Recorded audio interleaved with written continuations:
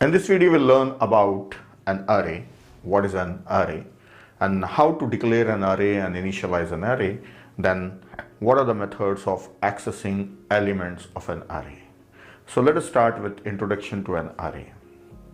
Before talking about arrays, let me explain about simple variables. So variables are supported by every programming language, and the variables will have some data type.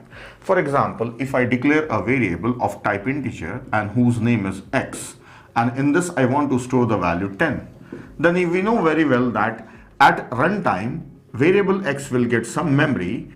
If we assume that integer takes 2 bytes, then 2 bytes of memory will be allocated for x. Let us say first byte address is 100, then the next byte address is 101, and together in these 2 bytes the value 10 will be stored. This we are already familiar with. So this type of variable is a single valued variable which can store just one single value. And this single valued variable we can also call it as scalar variable. So this is a scalar variable. Scalar means which is having just magnitude. So this is magnitude, the value is 10. That's all. Then what is an array? We can store multiple values, that is a list of values or say set of values. So array is a collection of elements and all the elements are of same type. So array is a collection of similar data elements grouped under one name. Suppose instead of just one value, if I have to store list of values, then I can declare an array. Let us say integer type array I want, and the name is A and the size is 5. So this will give me an array of size 5 where I can store 5 integers. 5 integers I can store, and the indices 0, 1, 2, 3, 4. Now here this is a scalar variable where I can store just one value. This is a vector variable which is also having a dimension. It's a single dimension. So I can store total 5 values in this one. So we can call this variable as a vector variable. So arrays are vector variable. This is a single integer under name x. These are 5 integers under name A. The memory allocated is 100 and 101. For 5 integers, total 10 bytes of memory will be allocated if the integer is taking 2 bytes. For example, the first byte address is 200, then the next byte is 201, so this is 202 and 3, 204 and 5, 206 and 7, 208 and 9. So the memory allocated will be contiguously. So all the locations will be side by side. They are contiguous. For 5 integers, total 10 bytes of memory is allocated together as a single block. Now all those 5 integers are having same name, that is A. Then how to differentiate those 5 integers? We can differentiate them with their indices. Now A of 0 means this is first integer, second integer, third and fourth and fifth. So I can access them or differentiate them with the help of index. Suppose I want to store a value 15 here. Then I can say A of 2, that is index 2, assign value 15. So this will store the value 15 here. So using the name and the index, we can access any of those integers, any of those elements. So that's how array is a collection of elements or a list of elements which are of same type or are of type integer, and this is supported by every programming language as a basic feature of a language. This is there in C language as well as C++. Now let us see what are the different methods of declaration and what are the various ways of initializing a array. First method is, if I am declaring an array with the name A of size 5, then this will allocate the memory space for 5 integers. Indices are 0 to 4, and this is just a declaration. So the values inside this one will be garbage values because nothing is initialized, so the values will be garbage. Means unknown values, random values will be there that are not initialized by us, so they are not useful for us. So we say garbage values. Now next method, if I want to initialize the values, then I should say this is a part of declaration, and here I can initialize the values like 2, 4, 6, 8 and 10. Suppose I am initializing also, then an array will be created during runtime and all the values will be initialized in this one. So this looks like 2, 4, 6, 8 and 10. This is the second method. So this is the declaration plus initialization. So if you want to have some values initially in an array, then you can mention all the values. Now third method, you can mention the size, but if you don't want to initialize all the values, just few values you want to initialize, then an array of size 5 will be created with the indices 0 to 4. As only two values are mentioned, so only 2, 4 will be initialized and the remaining elements will be initialized with 0. Because once the initialization process starts, it will try to initialize all the elements. So remaining values are not given, so it will initialize them with 0. So even I can say like this, integer a of size 5 and just 0. Then this will create an array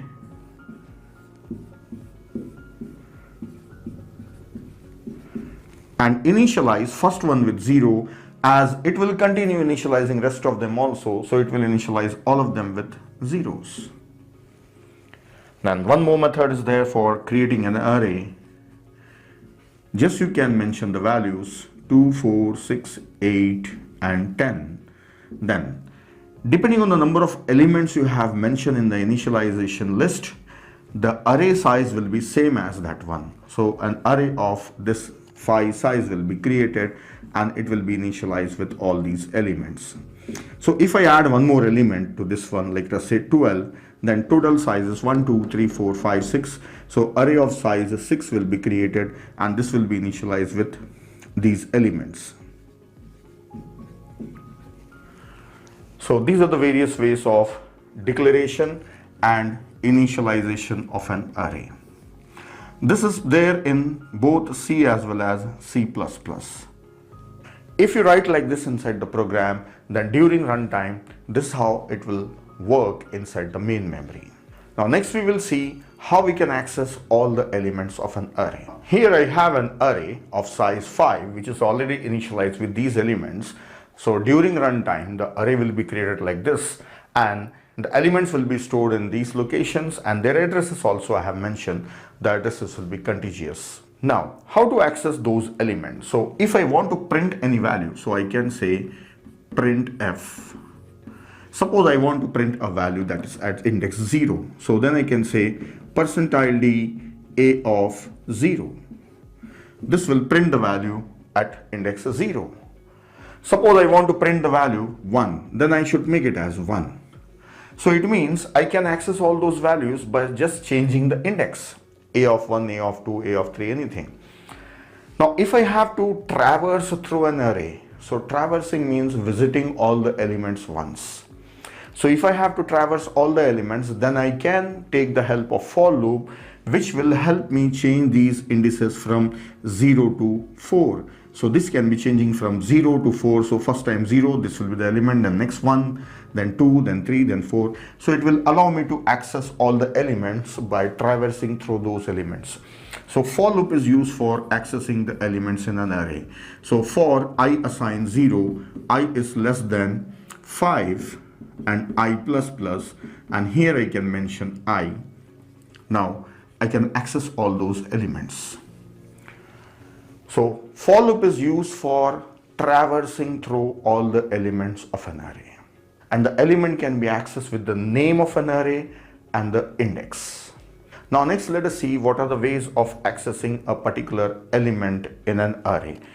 If I want to print this element, then I can say printf %d a of 2. This is one method. Then the same thing, printf, I can even say 2 of a. This is another method. So even you can use index outside and a name of an array inside subscript. Then using the pointer arithmetic also we can access that elements, that same element if I want to access, then printf so and so, I can say star a plus 2. This plus 2 must be inside the bracket. Star must be for entire thing, that is a plus 2. So I can mention any index here and I can write star here and I can access that particular location. So array elements can be accessed by using the subscript, that is index, as well as they can be accessed with the help of pointer arithmetic. So these were all the basic things about an array. So we'll learn more about arrays in the next video. In this video, we will look at the demonstration of declaration and initialization of arrays. We have already seen in previous video, there are various methods of declaration and initialization. So we'll try all of them here. First method, declare an array of some size. I have declared an array of size 5 and I am not initializing it. Next, I will declare an array of some size 5 and also I will initialize values. I have initialized 5 values. Third method, I will declare an array of size 10, but I will initialize only few values. I have initialized only 3, remaining 7 values will be made as zeros. Then next, I will declare an array of size 5 and I will assign only 0. Then as the first element is 0, the rest of the elements will also be filled with zeros. Then one more method, I will not mention any size, I will write down the elements.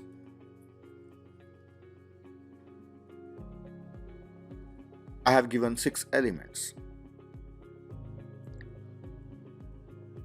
Now here I write return 0. I'll put a bookmark here. See, I'm getting here warnings that all these variables, I'm not using them anywhere in the program.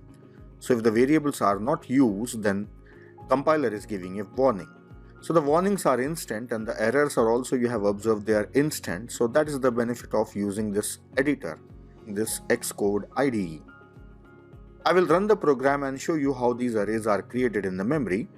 I'll put a breakpoint here. Then I will run the program.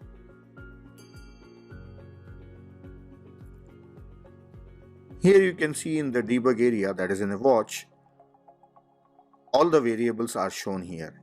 A is of size 5 and all these values are 0 and the last value is some garbage. So actually these zeros are also garbage.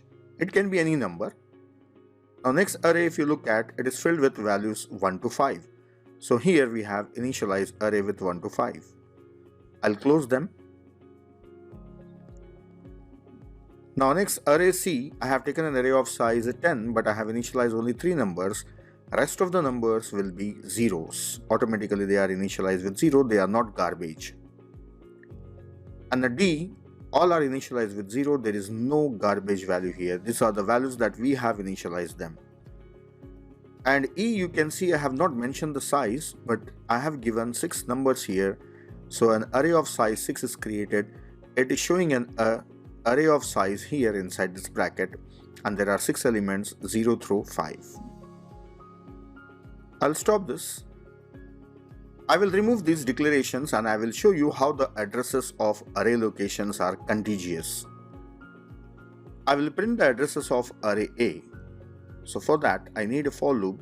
So using for loop,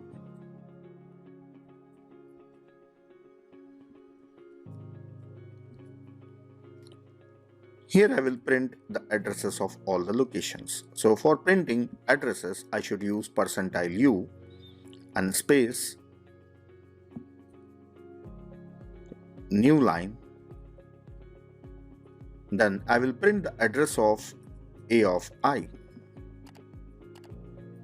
Ampersand will print the address. So for printing addresses, I should use u. I'll remove the breakpoint. Now let us run the program. See, these are the addresses of all the locations. There are total 5 locations. So first address, that is first integer address, is 56 and here the integer is taking 4 bytes. So plus 4 is 60, the next plus 4 is 64, the next plus 4 is 68, the next plus 4 is 72. So all these addresses are contiguous. All the location, that is A0 to A4, the locations are side by side and in this compiler integer is taking 4 bytes. But when I am discussing on whiteboard, I am assuming that integer is taking 2 bytes, so that is easy for me for explaining the things. So that's all in this video. We have seen how we can declare and initialize arrays. Now let us look at static versus dynamic array. So static array means the size of an array is static, and the dynamic array, the size of an array is dynamic. See, once an array is created, its size cannot be modified. So in our programs, when we declare an array, for example, I have a function void main, and inside this function, if I have declared an array integer of size a 5, then array of size of 5 will be created. So the question is where it is created. As it is mentioned inside the main function as a variable, just a vector variable, then the memory for this array will be created inside stack. So an array of size 5 will be created inside the main memory as a part of activation record of main function. So this array will be created inside stack. So why I am calling it as static?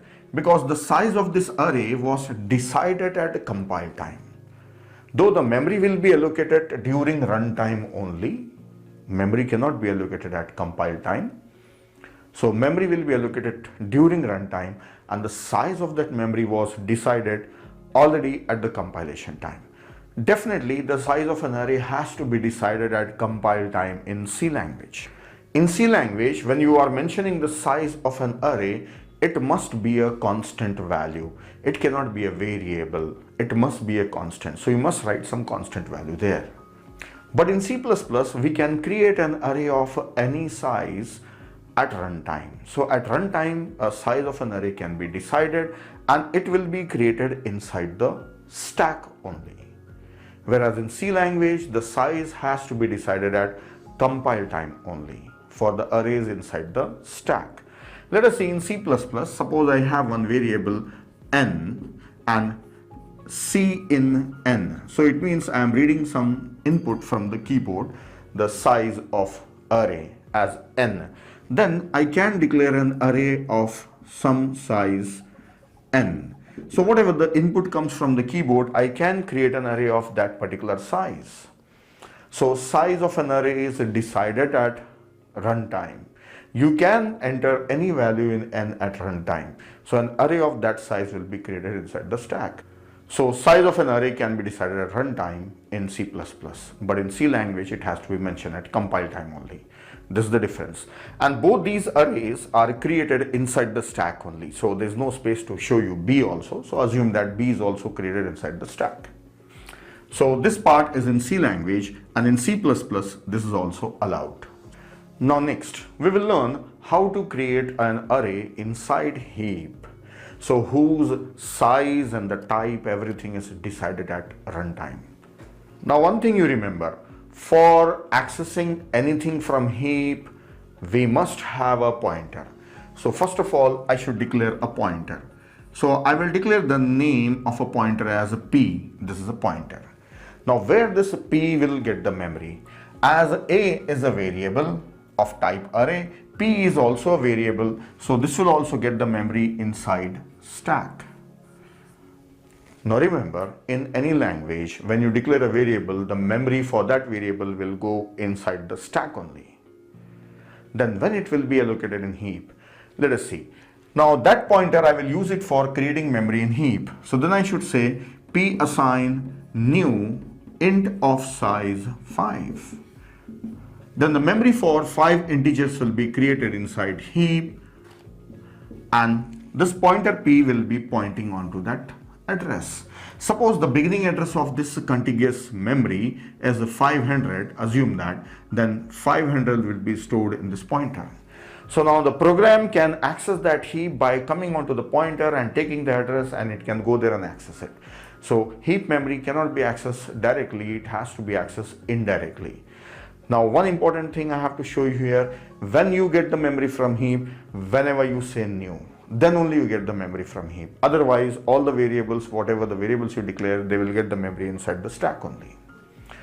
Now new is a operator that is in C++, then how to create the same thing inside C? So for that, I have to say function malloc or malloc function, and I should mention the size. So I want 5 integers, so 5 into, now size of an integer, it may be 2 bytes or 4 bytes, depends on the system or the compiler. So I should mention here size of int. So this is the common practice that is done in C language. Instead of mentioning 2 bytes, we mention size of, so that depending on the system or compiler, it takes that size. Then malloc function will allocate just a raw memory, just the block of memory. Now that memory we want to use it as integer, so we have to typecast it as integer pointer. So this is in C language and this is in C++. New is the operator used in C++ and malloc function is used in C language. So once again, when you declare a normal array, then it will be created inside stack. When you want an array in heap, then you must have a pointer and then you should allocate the memory either using new operator or using malloc function. It will be created in heap, and the heap memory can be accessed indirectly with the help of pointer. Now one more important thing. When we have allocated the memory in heap and after some time during the execution of program, at any stage, if that memory is not required, then you must delete the memory also. If you don't delete the memory, unused memory, then it causes memory leak problem.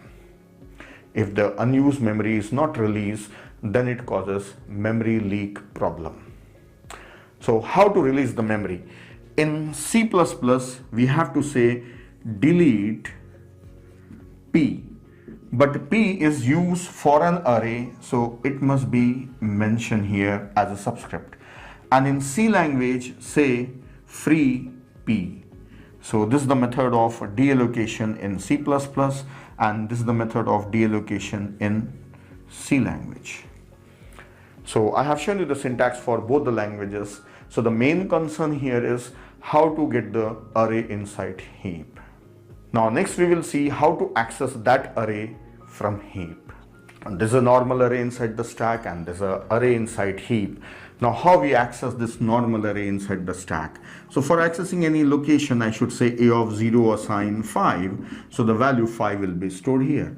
Now same thing I can say P of 0 assign 5. Just like a normal array, I can access this also. So the value 5 will be stored here. So it is as simple as accessing an array inside the stack. You can access an array from heap by using a pointer. So pointer acts as a name of a array. So already we have learned that this entire array can be accessed with the help of a loop, for loop. Then that array can also be accessed with the help of a loop. As we saw that this can be accessed using pointer arithmetic, so even that can be accessed using pointer arithmetic. So we don't have to relearn that thing, we already know it.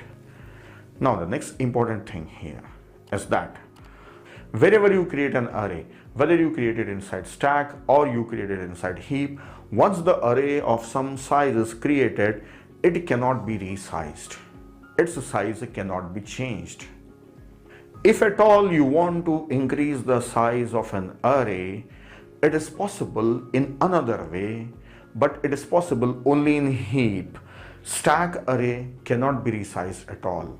But a heap array, same array cannot be resized, but we have some alternative for that. So let us learn how we can increase or decrease the size of an array.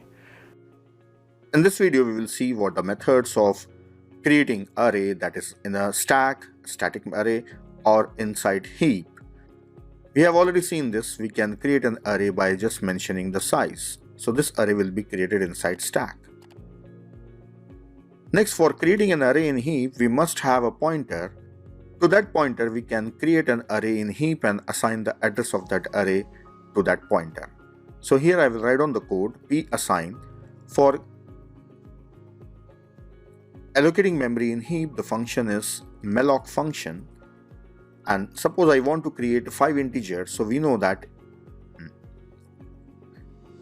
So 5 into size of integer. We can use an operator size of integer because here in this compiler it is taking 4 bytes. So whatever the number of bytes a compiler is taking, it will take that many bytes.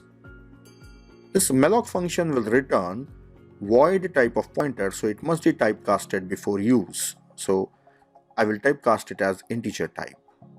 This will create an array in heap. Here I will change the array size to 5 and I will initialize with some numbers 2, 4, 6, 8 and 10.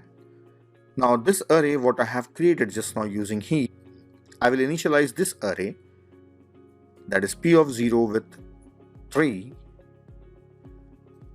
I will assign odd numbers. Now here I will take one integer variable for displaying the values. So I will display the values of array A as well as array P using for loop. So first for loop I will print the array A.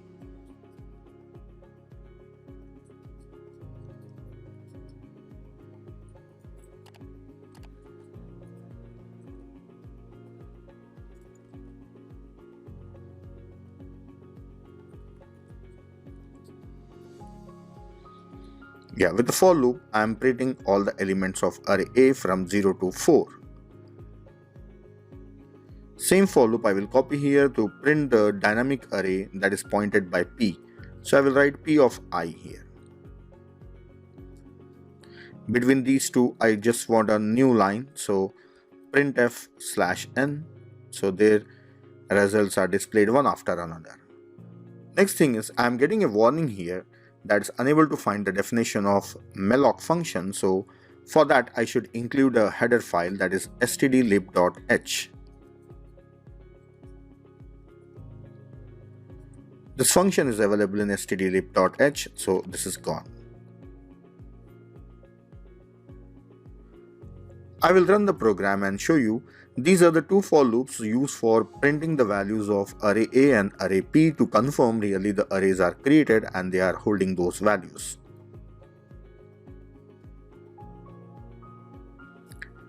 Yeah, you can see that 2, 4, 6, 8 are the values that are kept in array A, and 3, 5, 7, 9, 11, these are the values that I have assigned them to array P.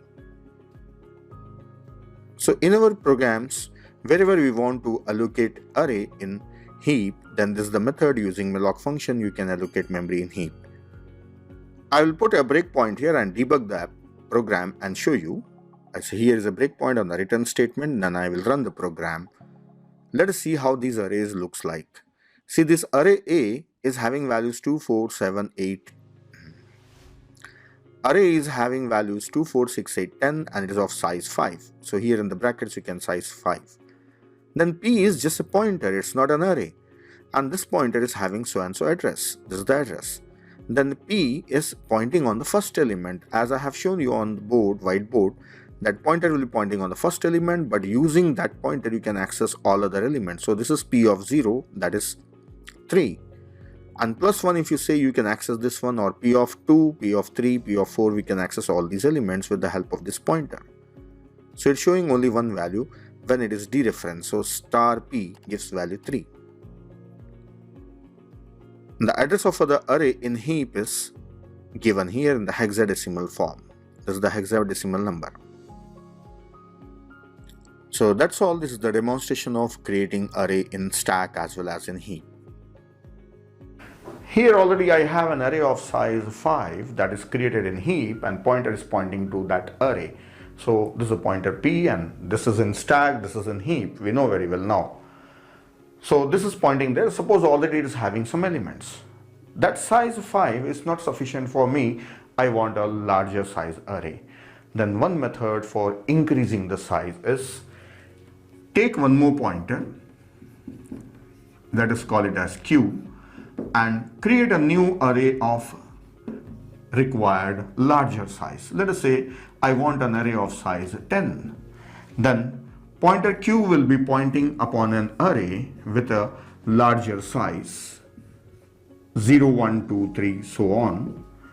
Now this Q is pointing on a larger size array. So I cannot increase the size of the same array. Already I said that. So alternate is create a bigger size array. Now transfer all those elements from P to Q. So we know the size of P very well, that is size is 5. So for I assign 0, I is less than 5, I plus plus. Then in Q of I, copy the elements of P of I. So I'm copying them using for loop. So all these values will be copied here. 5, 8, 9, 6, 4. So the values are copied there. And even there is one function in C language that is called as mem copy, that is memory copy. You can use that and mention these two arrays. So those contents will be copied here. So using for loop I am showing them. Next, we want to increase the size of this P. Actually P is a pointer. P is pointing on so and so array now. Now you have to make this P point on this one. But before making P point on that one, let us delete that array. So here say delete P. As I said, if you don't delete unused memory, then it will cause memory leak. Means the shortage of memory, reduction in the size of the memory. So it is unused now. We don't need now. So delete that one. So this memory is deleted. Then make P point on Q. So wherever Q is pointing, P will also point to there. So now new location where P is pointing is this one. Then now this array is pointed by both P as well as Q. Now let us remove Q from there. Q assign null.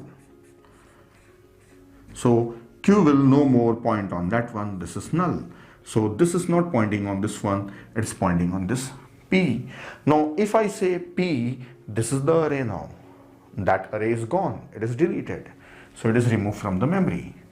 And P array size is now 10. Now let us take the example like this. Like the P was pointing on this array. So P is having car. Now P is having a small car. Now that car is not sufficient. P needs a bigger size car. So P purchases a new car. So Q helped in purchasing a new car. Now P was having both the cars at that time. Then all these things are transferred in a new car and that car is sold out. Now P is owning this car. So for shifting from one car to another car, Q has helped because P has to sell away that car also. Or else you can take the example, this room is not sufficient for conducting a class. The students are growing in number. We need a bigger room. So we cannot increase the size of the current room. So we have to shift to a new bigger room. So this is a new bigger room.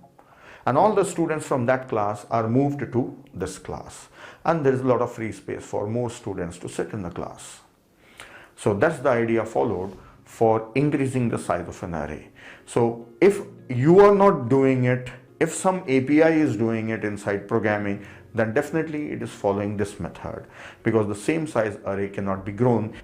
Now I'll tell you the reason why the array size cannot be grown, because the memory for the array should be contiguous.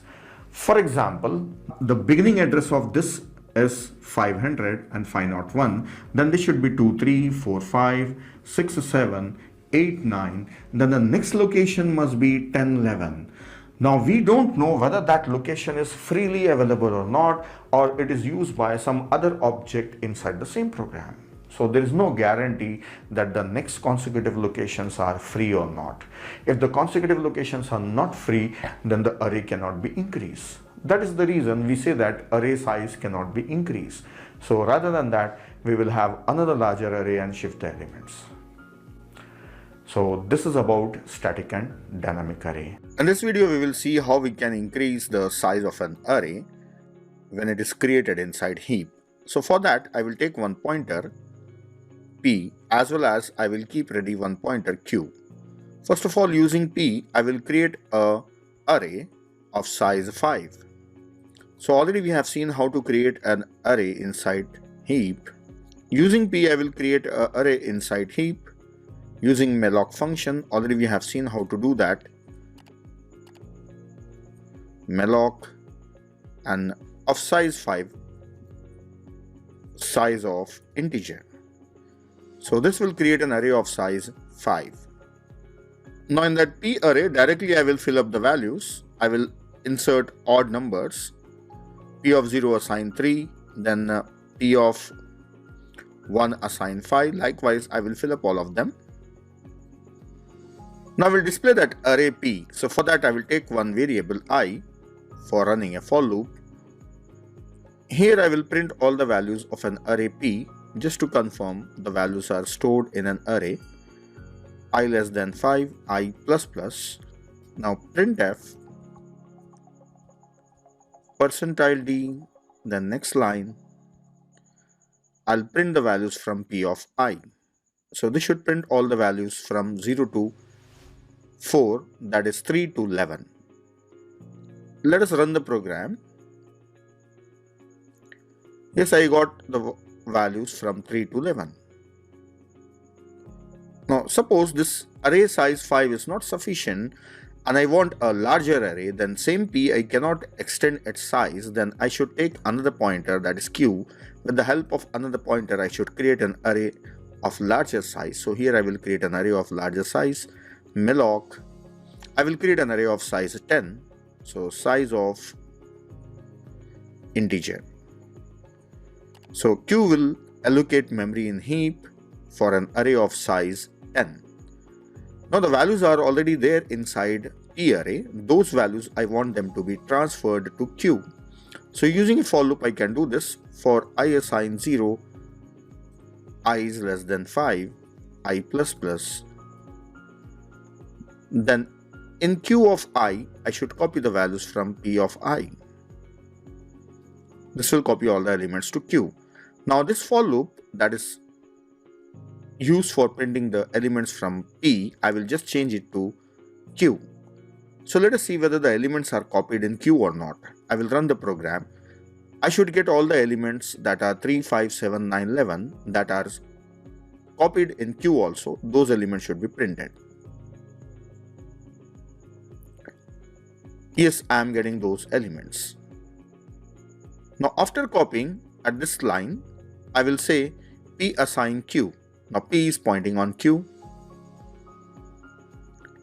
and I will make Q as null, that Q array, that Q pointer is made as null, so Q is not pointing anywhere. See, right now Q is not pointing anywhere, but if I try to print the array that is pointed by Q, then see what happens. I got an error because Q is null pointer. So here inside the debug area you can see that Q is null right now and P is pointing on some other location. So I cannot use Q now.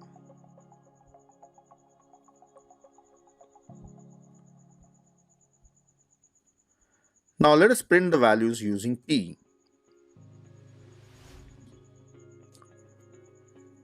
Yes, the values are printed. But one thing we have missed, that P array, before P is pointing on Q, P should delete that previous array. So for deleting, free P.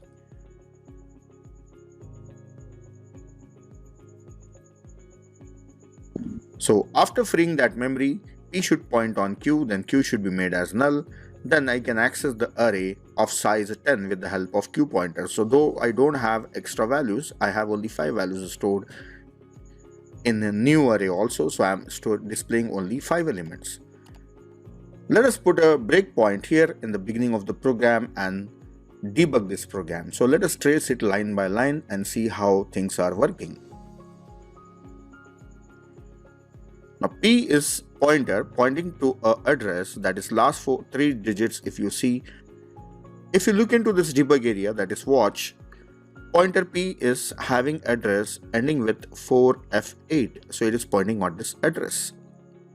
Right now pointer is garbage, it's not having any address, valid address, because this statement of creating of memory from heap is not yet executed.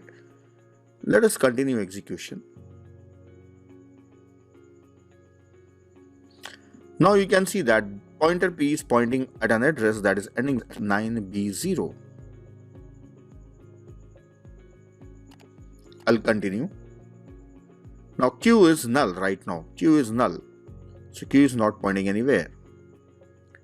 Continue. Now Q is pointing at an address ending with 470. And the value present at the first address where Q is pointing is 0. And the P is pointing at an address where the value is 3, because we have initialized this value 3.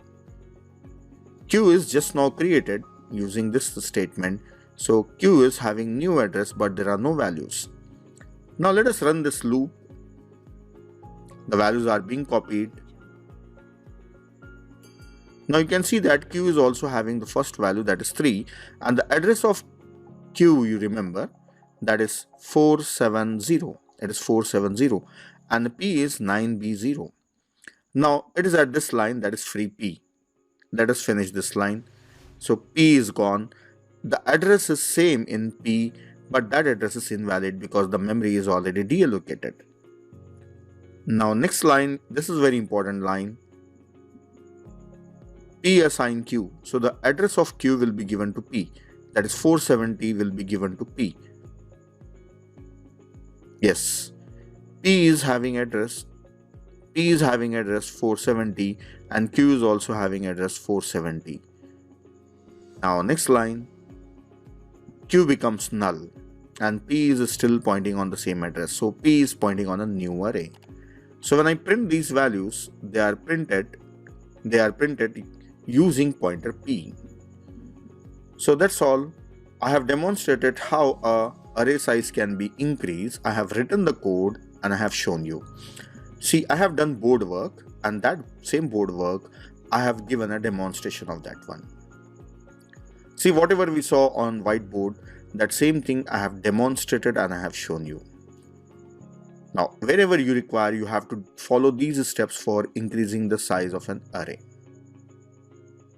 That's all in this video. Now let's talk about two-dimensional array. See, already in the previous video we have seen a single dimension array. In programming languages, we can have multi-dimension arrays. So basically we use 1 dimension or 2 dimension, or at most we go for 3 dimension, but languages allow us to declare n dimension arrays. So commonly used second one is 2D array. This is mostly useful for implementing matrices or for tabular data. Now let us see how to create a 2-dimensional array in C and C++. There are 3 methods of creating a 2-dimensional array. So let us look at them. First method is a normal declaration of 2-dimension array along with name of an array, data type of an array, and dimensions. Let us say I want an array of size 3 by 4. So we visualize that an array of 3 by 4 size will be created inside main memory with 3 rows and 4 columns.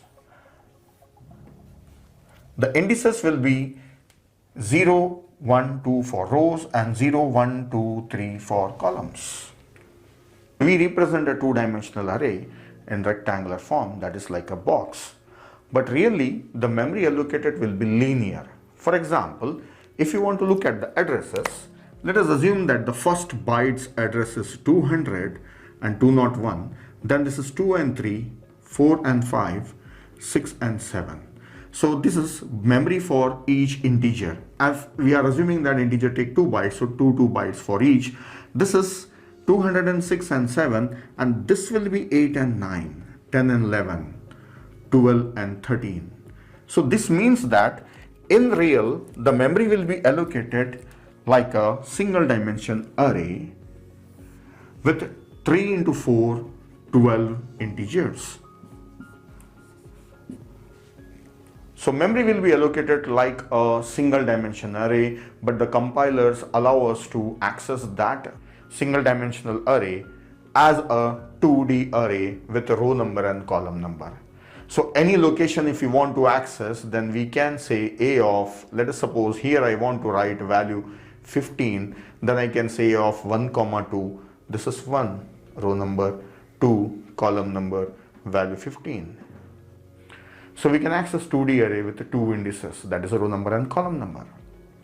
How compiler will allow us to access as a 2 dimension, though inside the main memory is single dimension, we will learn it in the coming videos.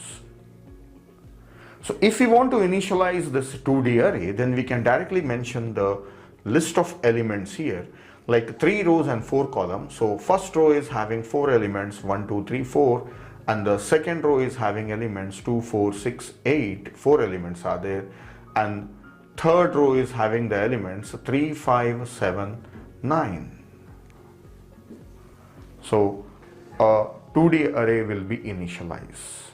So declaration and initialize, this is common in C and C++, the same syntax is used, and the array will be created inside stack because it is just like a variable. There is no new operator used. So once you use new operator, then only the array will be created in heap.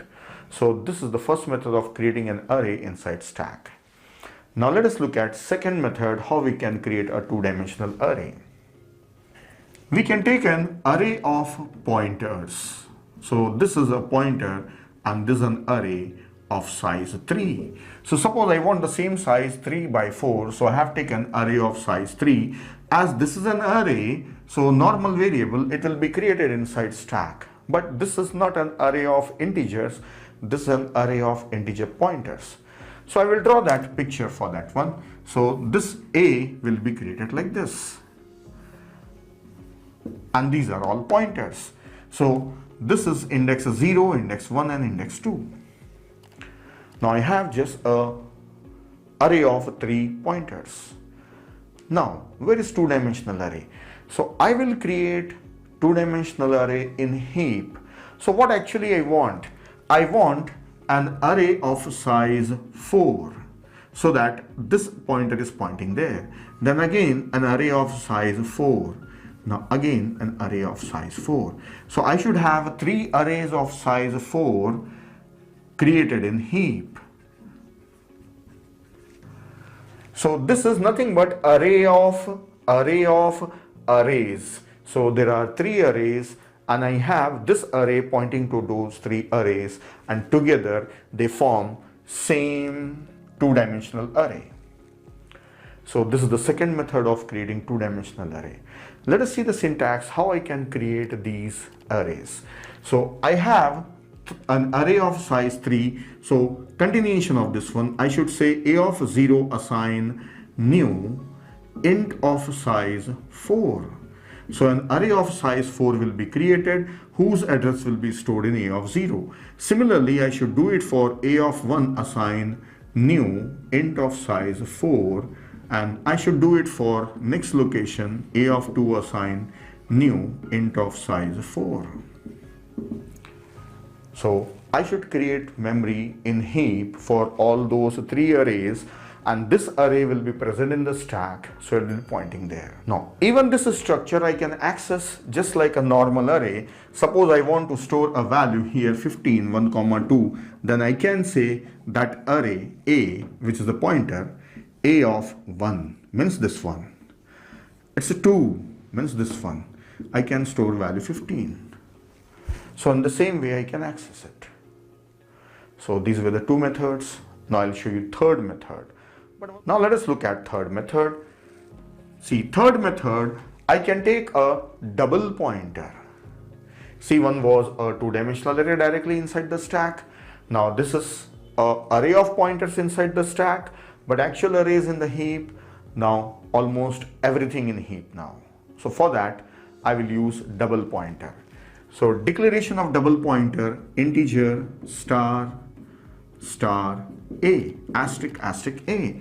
So this a is a pointer, double pointer, and this is like a variable. There is no new operator here, new is not used, so this will be created inside stack. Now I need this array as well as these arrays. So for this first array I should say a assign new integer of size 3. I am creating this array. So you remember this array was nothing but array of integer pointers. So yes, I should mention star here. So this is an array of pointers of type integer. So an array of pointers of type integer will be created of size 3, and this will be pointing on this one. So if I take the indices, these are 0, 1 and 2. So this itself is created in heap now. Array of pointers is created in heap.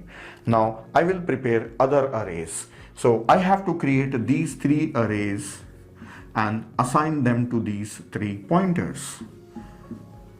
So the indices are 0 to 3,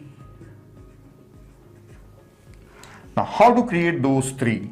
So same method as I did here, I should say a of 0 assign new int of size 4.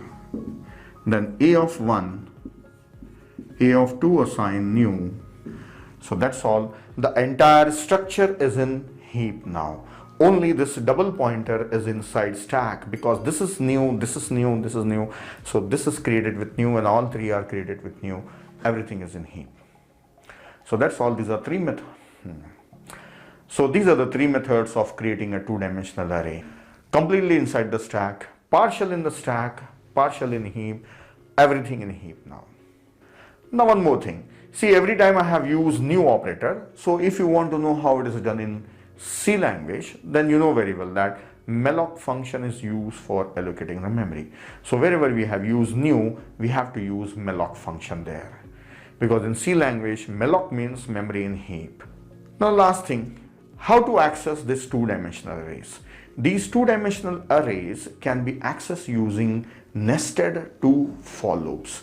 So for accessing this array or any of these arrays, I can use indices I, let us say starts from 0, I less than 3 because there are 3 rows, and next one more inner for loop, j assigns 0, j is less than 4 because there are 4 columns, j plus plus. So in all my examples I have taken 3 rows and 4 columns, so 3 rows and 4 columns. So accessing all these elements, so I can say a of I, j, whatever I want to do here. Whether I want to print them or modify them or initialize them, whatever I want to do, I can do it.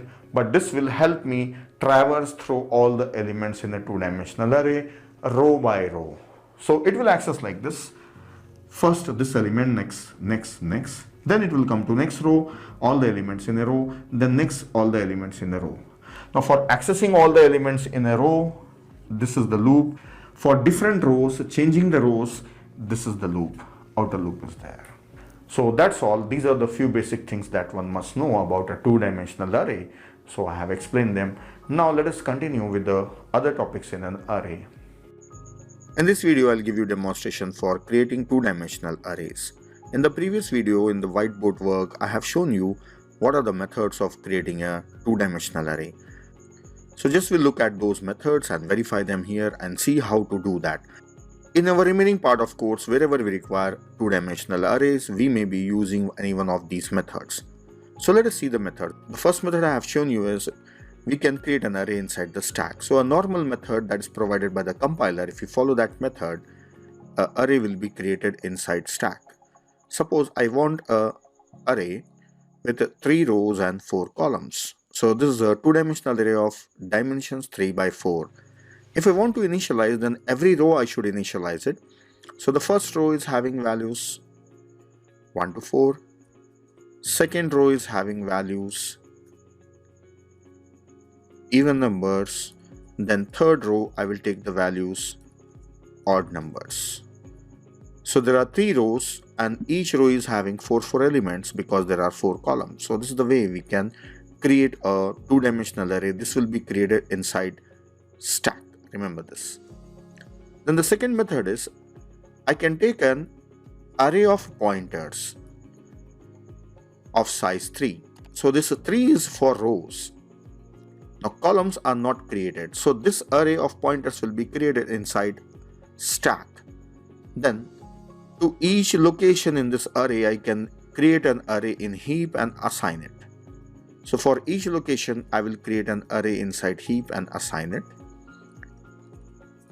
Then create an integer array, malloc of size 4 and multiplied by size of an integer. So this is for the first location.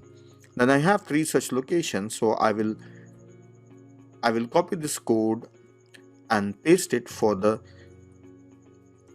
remaining locations. This is for 1 and this is for 2. Now this is for 1 and this is for 2. So this is how two-dimensional array is created. Already we have seen the board work for this one. Then the third method I have shown you. For that I will take a double pointer here, integer double pointer c. In C language, we should declare the variables in the beginning. So I have declared it in the beginning. Now, it's just a double pointer. So first of all, I should create a array for rows. So C assign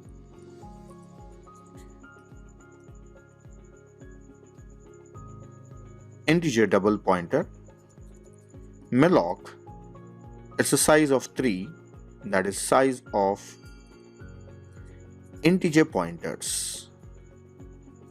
So first is an array of pointers. The next is C of 0. I should assign a array from heap. So I should create an array in heap and I should assign it. So array in heap is of size 4 now.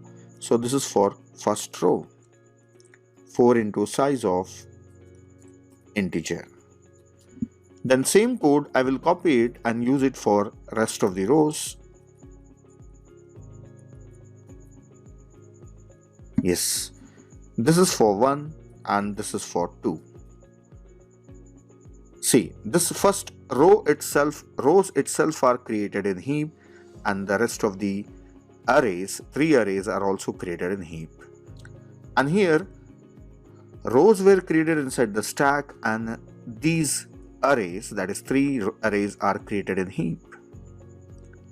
So that's all. Syntactically I have shown you how the code works. So I have written the code and all this code is error free. Now one thing we'll do, I will take for loop and I will try to print all these arrays one by one. I will take integer I and j. Using these, I will print the elements of these arrays. Though I have elements only in first array, I don't have elements in second and third array, but just let us print them and see whether it works or it gives an error. So using for loop, I is less than 3, I plus plus, then for j assign 0, j is less than 4 because this is for columns, j plus plus, then printf percentile d a of I comma j. So values from this array will be printed, that is a array that is created inside stack. Now for a new line, I will say printf /n. So after the end of every row, let it take a new line space. Let us run this one. Yes, the values are printed. The values that I have given here, that same values are printed row by row. Now the same for loop, I will cut it from here and paste it after creation of B, and I will print array B. B is not having any elements, but it should get garbage values, but it should not give any error that invalid memory. Yes, it is printing garbage values are printed.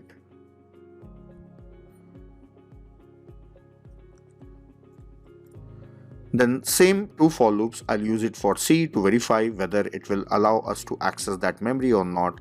If the arrays are not created, then it will not allow us to access. This is created using double pointers. So I'm able to access these locations using C of I comma j. Yes, it is working. Some values are zeros and some values are random. So all those values are garbage values only because we have not initialized. That's all. We have seen the methods, how to create 2-dimensional array. Just for confirmation, I have written the code. We may be using it if required.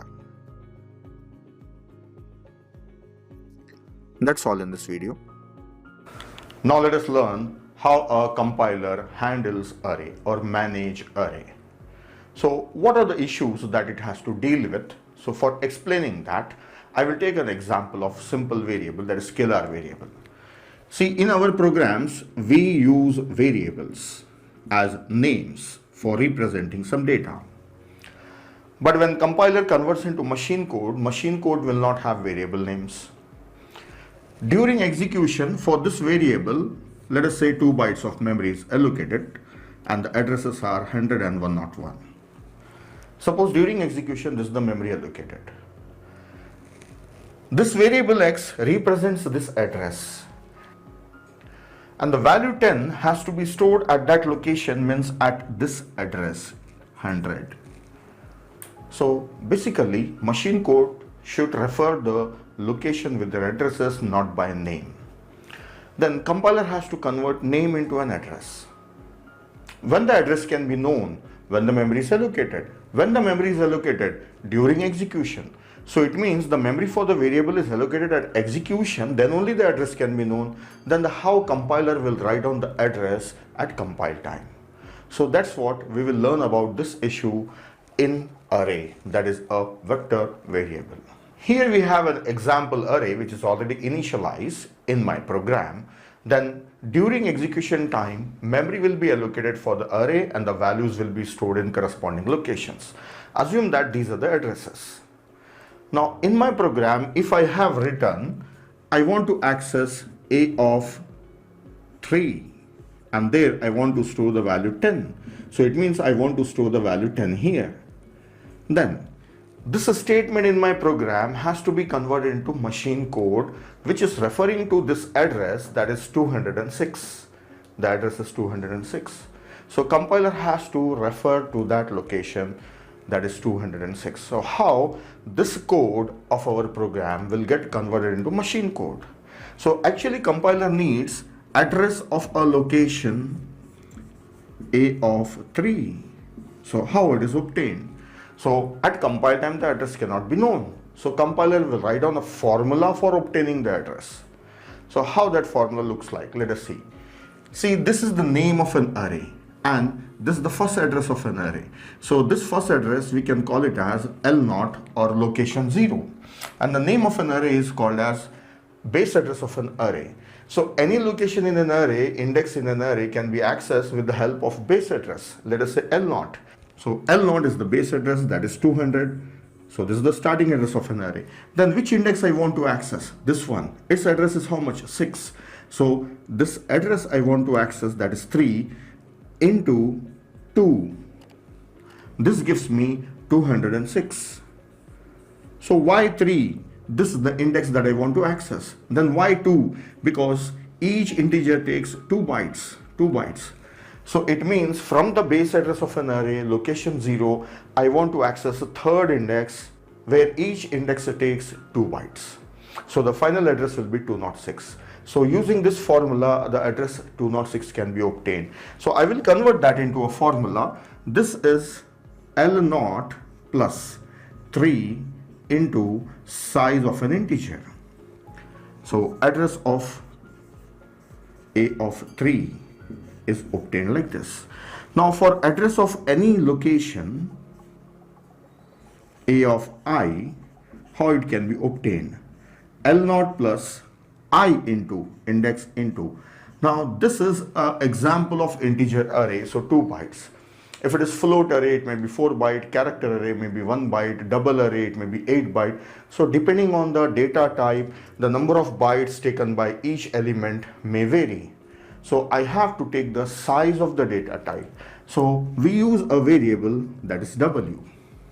So this is base address, this is index, and this is size of data type. So this is the formula used by compiler for converting any index to an address. Now for obtaining the actual address during runtime, our program must know the base address of an array. So base address of an array will be updated once the program starts running and once the memory for array is allocated. So the address of this location is known during runtime and it is updated at runtime and it is called as data binding.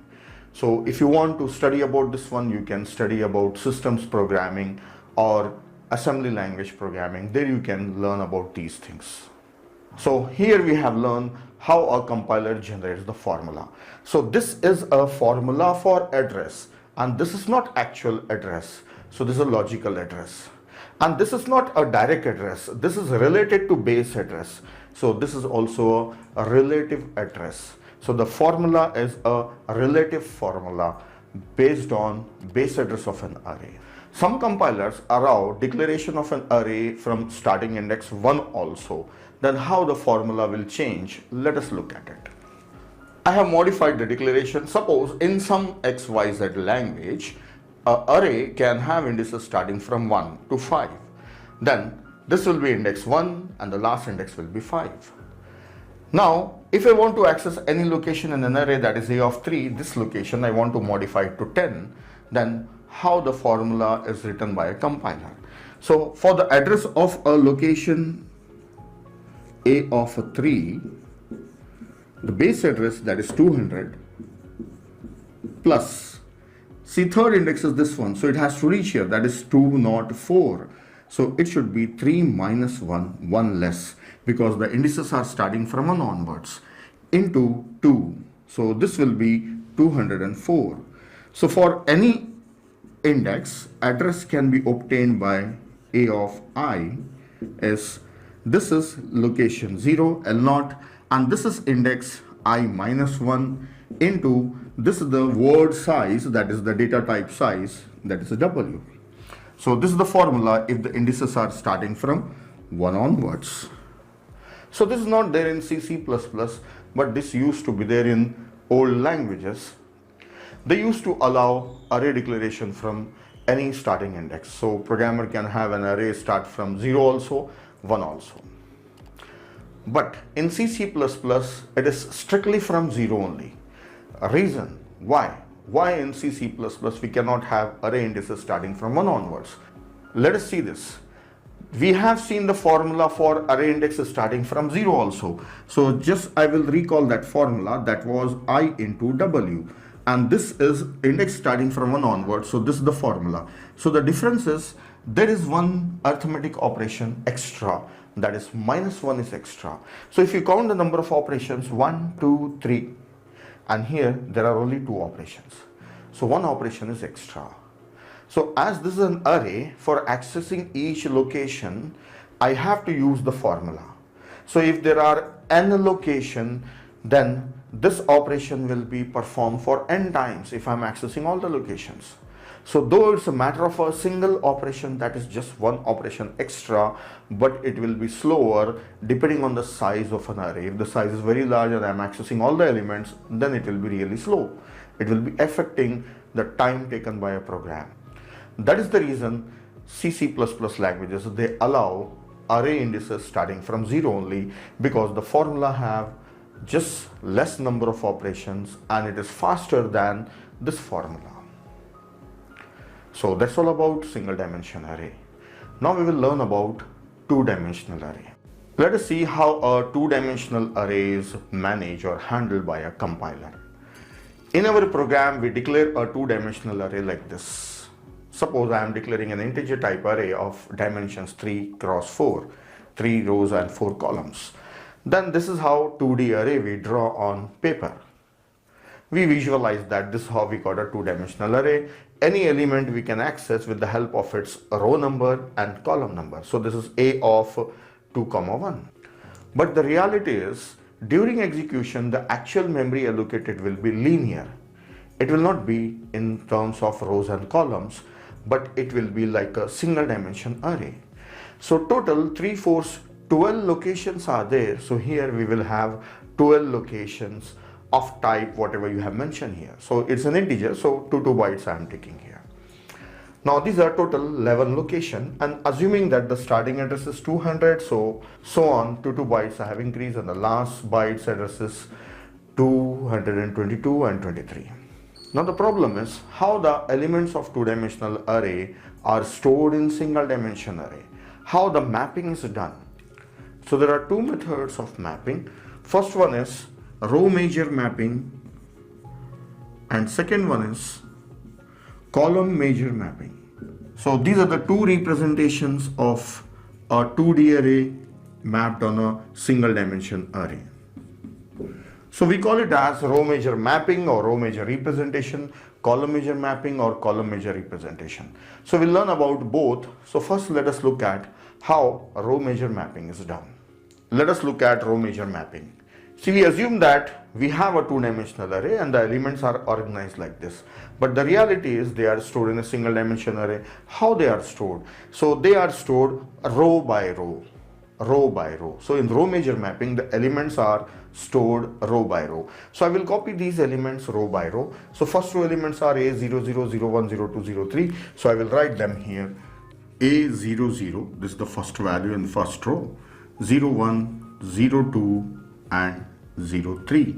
So this is row number 0. This is index 0. So I have completed the first row that whose index is 0. Now I will write down the elements of next row. This is row index 1. Then the last row A20. So this is row index 2. So that's how the elements of that two-dimensional array are mapped on a single dimension array row by row. So this is row major mapping. Now we need a formula that should be used by a compiler for accessing that two-dimensional array. Let us take one example and frame a formula. Suppose I want to access an element at index A of 1, 2. This is the element. A of 1, 2 is present here. Now in our program we will be writing like this, like say A of 1, 2 I want to store the value 10. Then that A of 1, 2 has to be converted in the form of an address by the compiler. So already we know that the addresses cannot be known at compile time. So compiler writes the formula for obtaining an address.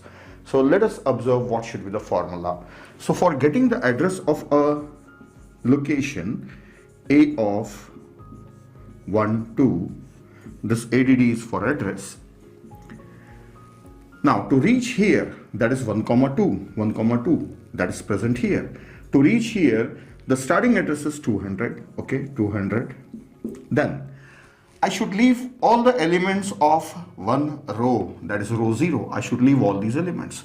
So how many elements are there in a row? 1, 2, 3, 4. That is equal to number of columns. So I should leave 4 elements. Okay, 4 elements I have left. Then 200 is this index. If I leave 4 elements, then 1, 2, 3, 4. So here I was in the beginning of the first row. Now here I am in the beginning of the next row, that is index 1. So here, so from here, how many elements I should move further? 1, 2 elements. So I should move further for 2 elements. Then this should be multiplied by, there are 2 bytes for each element because it's integer. So this is 2. So this is 200 plus 6 into 2, that is 212. Yes, I got the address. So I have just worked out by taking the addresses and the index, and I got the address, that is 212. Now let us try for one more element. Let us take this element 2, 3, A of 2, 3. So address of A of 2, 3. So if you see that A of 2, 3 is at address 222. So I should get this one. Now let us follow the same method. First take base address 200. Then from here I should skip 2 rows. So 2 rows means 2 into 4 elements in each row. See, 4 elements and 4 elements. So I should skip 2 rows. Thus I will be in the beginning of this third row, that is row index 2. So it means earlier this was 1 into 4. Now this is 2 into 4 plus. Once I skip first row, I am here. Then I skip one more row, I am here. That I am skipping 4 elements for each row. Then from here I should move by 1, 2, 3 elements. So that is 3 elements. This whole thing should be multiplied by 2. So how much it gives? This is 4 to 8 plus 3, 11 into 2, 22. So this will be 222. So yes, I got the address. Now from these 2 examples, we are in a position to write a formula for it. So address of any index A of ij, we take I and j for representing the indices. So this is L0 plus L0 is the starting address, that is the base address, L0, location 0, plus this is I into number of columns. So let us call this as M cross N. So this is N plus this one is 3, third element, so that is J, and this whole thing multiplied by W. So this is the row major formula used by compilers for obtaining the address of elements of two-dimensional array. Two-dimensional arrays are accessed using two indices, but actually they are kept in a single dimension array which needs just one index or the address. So the address is obtained like this. So this is about row major. Now one more thing. See, if a language is allowing indices starting from 1 onwards, then how the formula looks like. So I'll just remove this and show you here. If a language is allowing indices from A of 1 to 3 and 1 to 4, I will not work out everything. Directly I will write on the formula. So the address of any location A of ij can be obtained by L0 plus. See, already we have seen it for single dimension. This I minus 1 was used because the indices are starting from 1 onward. So here it will be I minus 1 into N plus J minus 1 also, then multiplied by word size, that is the data type size. So this is the formula. See, in C, C++, array indices starts from 0 only. So C, C++ uses this formula. C language and C++ language follows row major representation and they use this formula. But if any language is allowing indices from 1 onwards, then it has to use this formula. Now when it comes to 2 dimension, let us count the number of operations done. 1, 2, 3, 4. And here 1, 2, 3, 4, 5, 6. So 2 extra arithmetic operations are performed. So this formula will be little slower or costly in terms of time. If you have many elements and the dimensions are very large, then accessing all the elements will be very time consuming using this formula. So that is the reason the languages like C, C++, they start indices from 0 only. They allow indices only from 0 onwards, so that the formula is little simpler than the other formula. Now next, let us frame a formula for column major mapping. For column major mapping, the elements of this two-dimensional array are mapped on a single dimension array column by column. So I will fill these elements column by column. These elements I will take. So first column are A00, 10 and 20. So first column elements are A00, 10, 20. This is column index 0. Then this is column index 1. These elements. So I have finished with these elements. Now these elements. The next column A of 0 to, this is column 2. Then A of, this is column 3. So the elements of two-dimensional array are mapped column by column. Now we need a formula for obtaining an address of any element. So this address, I have taken the address starting from 200, and as integer, every integer takes 2 bytes. So this is 200 and 201, 202 and 203, 204 and 5, so on. Then let us call this starting address as L0, that is base address, location 0. Now let us take some example element from there and frame a formula. Suppose I want this element 1, 2. See, where is 1, 2? Here. It is in column number 2. So address of A of 1, 2. This is base address, that is 200 plus. Now for reaching this element, I should skip first column and the second column. 2 columns I should skip.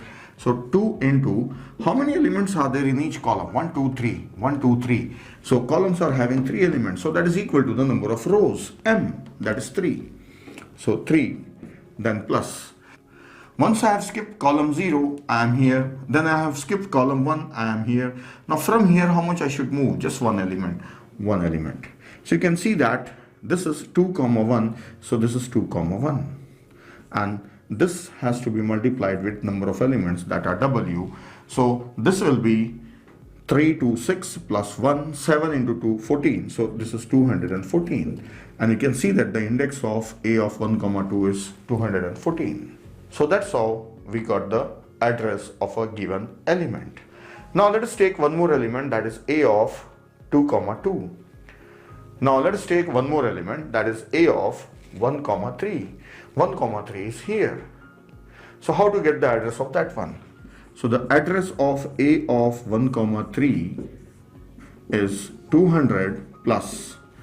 Now I have to skip how many columns? I should go in third column. So skip 0th column, first column and second column. So I have to skip 3 columns, and in each column how many elements are there? These are 3 elements. So this is 3 into 3 plus. Now once I reach here, how many elements I should move forward? Just one element. So this is multiplied by 2, and this is 3, 3, 9 plus 1, 10 into 2, that is 20, 220. So 220, this is the address, yes, 220. The element is here. This A of 1 comma 3 is here. So now we have 2 examples. We can prepare a formula. So let us prepare a formula for any index A of ij. This is location 0, that is base address L0, plus this is 3 and 1 or 2 and 1. See, 2, 1, 3, 1 are used. So this means first j, then I. So this is j into number of elements in a row, that is 3.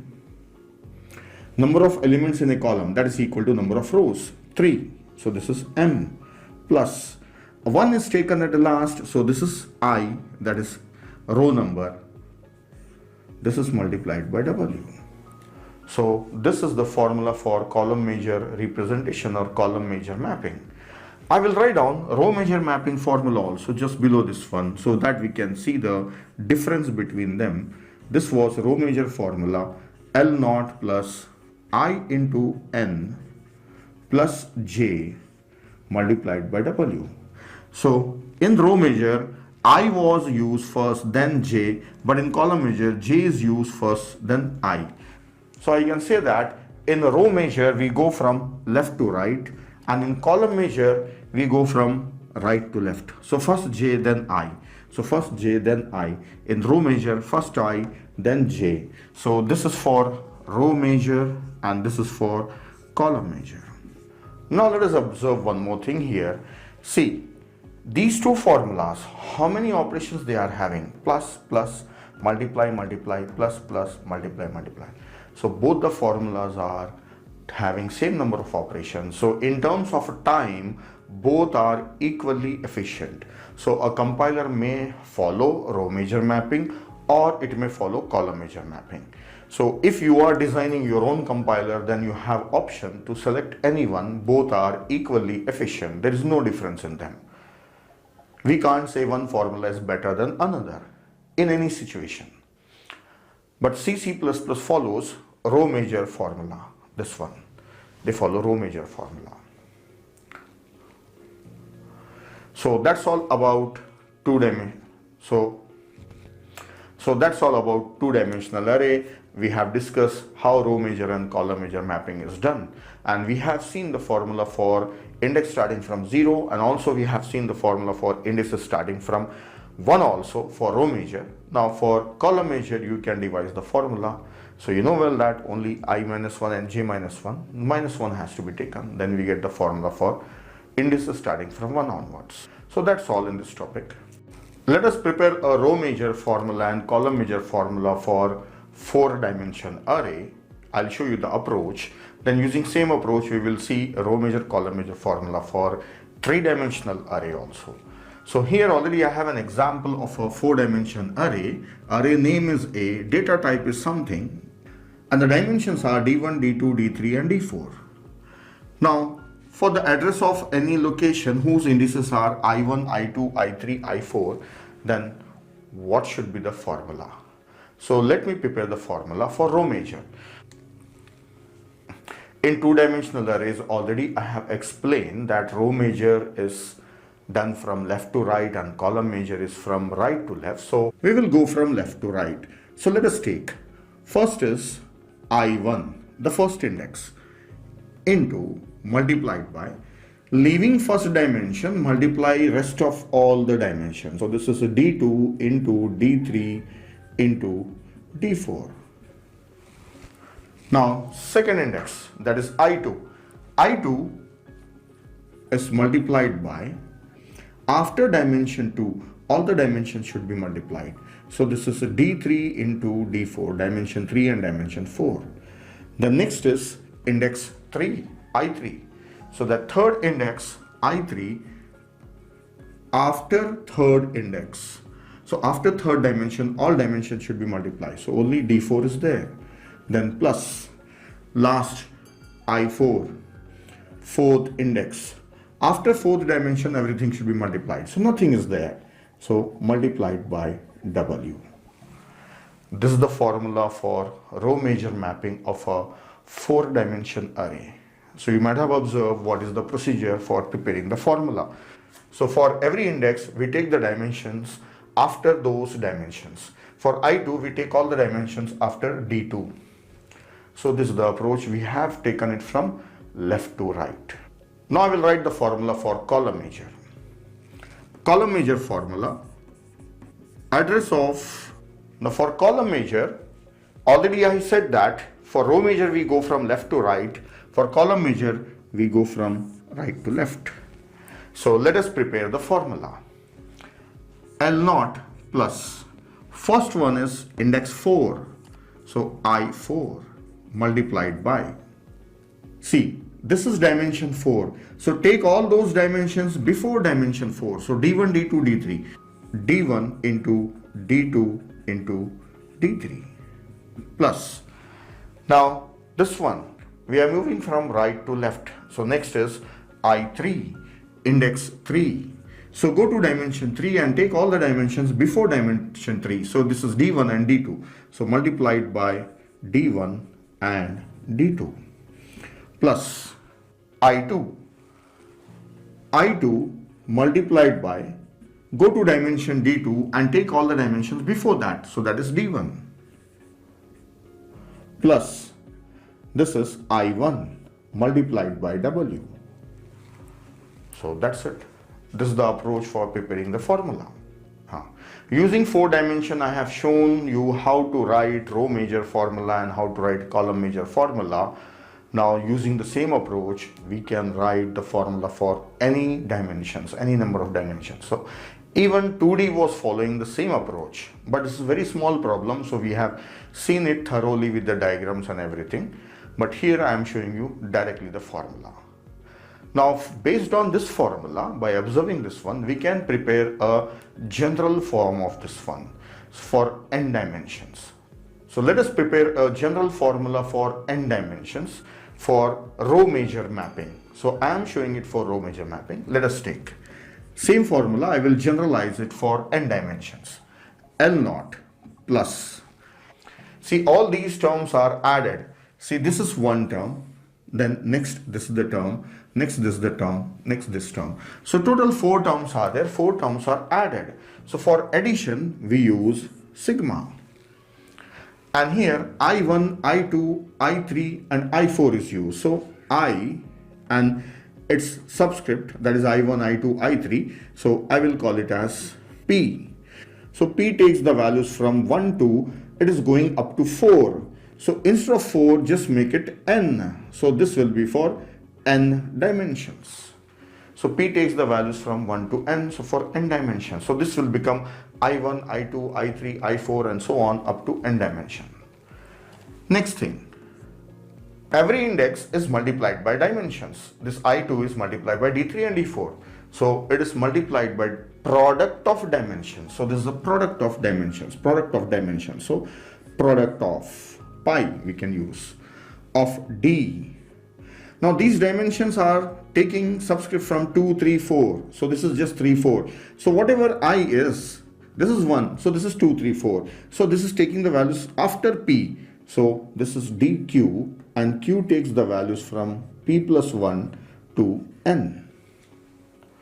So it is going from 2 to 4, 3 to 4. So this is 2, so 3 to 4. This is 3, so 4 to 4. So q takes the values from p plus 1 to 4. And this whole thing should be multiplied with w. So this is the row major formula and general form of n dimension. So similarly, you can prepare a formula for column major mapping for n dimensions. So try this formula by yourself. Now let us do some analysis on this one. I'll remove this column major formula and we'll do analysis on row major formula. Let us see how many multiplications are performed for getting this result. Let us count them. 1, 2, 3. 3 multiplications here. 1, 2. 2 multiplications here. And 1 multiplication here. Then that W is common always. That is plus 1. Depending on dimensions, the number of multiplications inside the brackets may vary. Now for 4 dimensions, how many multiplications are there? This is 3 plus 2 plus 1 for 4D. It means for 5D, how many multiplications will be there? So 4 plus 3 plus 2 plus 1. So for n dimensions, how many multiplications will be there? N minus 1 plus n minus 2 plus goes on to 3 plus 2 plus 1. So this is nothing but n into n minus 1 by 2. So n into n minus 1 by 2 is n square multiplications. Oh, these are too many multiplications. So the time taken for evaluation of this formula is n square multiplication operations. So this is too much time consuming. So the row major formula used by the compilers take order of n square time. So is there any way to reduce the number of multiplications? Let us see what we can do for reducing the number of multiplications. I will take only the portion of formula that is inside the brackets and I will write the formula from right towards left. This is the row major formula. I am just writing it reverse. So this is I4 plus I3 into D4 plus I2 into D3 into D4 plus I1 into D2 into D3 into D4. So I have taken only the portion of the formula that is inside the brackets and I have written from the last term onwards so that we can reduce the number of multiplications. So if you observe, this is having 4 values multiplied, 3 values multiplied, 2 values, and then there is no multiplication. So I have taken from the smaller value onwards. So first is smaller, then go on increasing. Now in this, if you observe, this I4 is as it is plus D4, D4, D4. D4 is common among all these terms. So I can write D4 multiplied by, D4 is common, so I3 plus I2 into D4 is taken as common, so D3 is there, plus I1. D4 is taken as common, so this is D2 and D3. Okay, so I have taken common. So I got one multiplication here. Let us continue and see if we can take more common values. I3 plus. Now in these two terms, D3 is common. So I will write down D3 multiplied by and I2 plus I1 into D2. So I have taken D4 common and D3 common. Now only two terms are remaining here. Further, I cannot take anything common. This formula can be rewritten like this by taking dimensions as common. Now this is the same thing what is there inside the brackets. So let us see how many multiplications are there. This is 1, 2 multiplications, 3 multiplications. Oh, so for 4 dimensions, just there are 3 multiplications. For 4D, 3 multiplications are there. And for 5D, there will be 4 multiplications. So for ND, there will be n minus 1 multiplication. So total time for performing multiplications will be order of n. So this formula reduces the number of multiplication from n square to order of n. So by taking common, I have reduced the number of multiplications. So this is how we can reduce the number of multiplication in row measure as well as in column measure formula. So the rule that we have applied, that is taking commons to reduce the number of multiplication, this rule is called as Horner's rule. So we have applied Horner's rule to reduce the number of multiplications. So that's all with 4 dimension to n dimensions. Now let us prepare row measure and column measure formula for 3-dimensional array. We have already seen formulas for 2 dimension, then I have shown you a general method by taking 4 dimension. Now using the same general method, we will prepare a row measure formula and column measure formula for 3-dimension array. So here I have an example of 3-dimension array whose dimensions are L, M, N, N. Then let us prepare a row measure formula for an element at index I, J, K. So indices are I, J and K. So let us prepare a formula. L0 plus, that is the base address. So I am not drawing a diagram showing you 3-dimensional array. As you know the approach for preparing the formula, same thing will follow. So let us take indices I. This is for the first dimension. So multiply remaining other dimensions. So I into M into N plus second dimension, that is J into, so J is for second dimension, so multiplied by third dimension, that is N plus K, and this was the last dimension, so multiplied by W. So K is the last index. So we have prepared a formula by moving from left to right. Now similarly, let us prepare a formula for column measure representation. So for column measure representation or column measure mapping,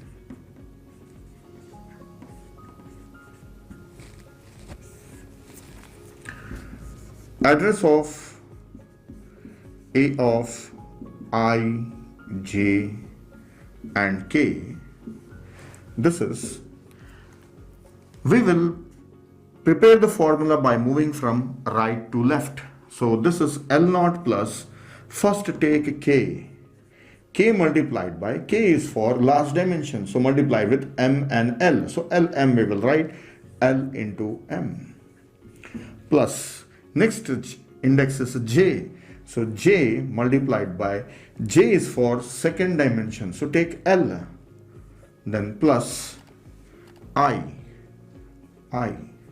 multiplied by W. That's all. This is a row measure and column measure. This is a column measure formula for 3-dimension array. So I have used the approach that I have shown you for n dimension, and I have directly prepared the formula. Now one of the things that mostly confuses the student, that is, see, if I have a 2-dimensional array of dimension m, n, then we say row measure means first row then column, column measure means first column then row.